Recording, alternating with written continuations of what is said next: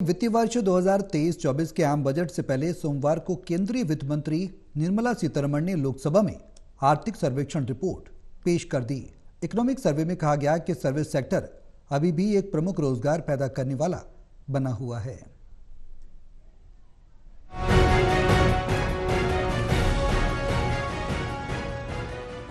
वित्तीय वर्ष 2023-24 के आम बजट से पहले सोमवार को केंद्रीय वित्त मंत्री निर्मला सीतारमण ने लोकसभा में आर्थिक सर्वेक्षण रिपोर्ट पेश कर दी।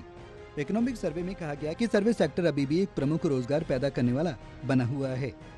देश में विदेश से बसे भारतीयों द्वारा भेजा गया धन 2024 में 3.7% बढ़कर 124 अरब डॉलर हुआ। 2025 में इसके 129 अरब डॉलर पर पहुंचने का अनुमान लगाया गया। करीब 54% बीमारियां अनहेल्दी डाइट के कारण होती हैं। संतुलित विविध आहार की ओर बदलाव की जरूरत है। आर्थिक सर्वेक्षण में कहा गया कि अर्थव्यवस्था को हर साल 78.5 लाख नौकरियां पैदा करने की जरूरत है। आर्थिक सर्वेक्षण में यह भी कहा गया कि भारतीय अर्थव्यवस्था को बढ़ते कार्यबल की जरूरतों को पूरा करने के लिए गैर कृषि क्षेत्र में 2030 तक सालाना औसतन लगभग 78.5 लाख नौकरियां पैदा करने की जरूरत है। आगे कहा गया कि वैश्विक संकटों, सप्लाई चेन में रुकावट और मानसून की अनिश्चितताओं से उत्पन्न मुद्रास्फीति के दबाव को प्रशासनिक और मौद्रिक नीति प्रक्रियाओं द्वारा कुशलतापूर्वक प्रबंधित किया गया।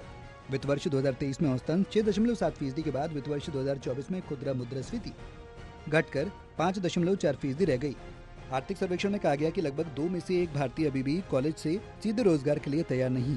पिछले दशक में बैड लोन के कारण मैन्युफैक्चरिंग सेक्टर में रोजगार सृजन धीमा रहा और 2021-22 से इसमें उछाल आया।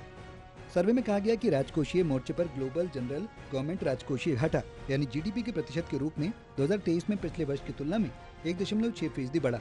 2022 भारत में असमानता की स्थिति रिपोर्ट में पाया गया कि भारत में टॉप 1% के पास कुल अर्जित आय का 6 से 7% हिस्सा है, जबकि टॉप 10% के पास कुल अर्जित इनकम का 1/3 हिस्सा है। इकोनॉमिक सर्वे में कहा गया कि सर्विस सेक्टर अभी भी एक प्रमुख रोजगार पैदा करने वाला बना है, लेकिन कंस्ट्रक्शन सेक्टर हाल ही में प्रमुखता से उभर रहा है। ये सरकार के बुनियादी ढांचे पर जोर देने से प्रेरित है।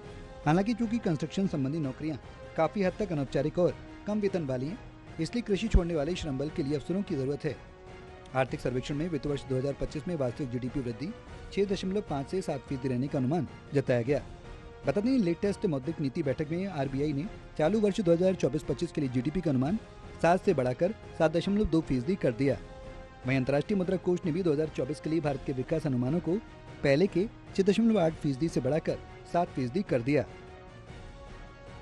National desk report, total TV.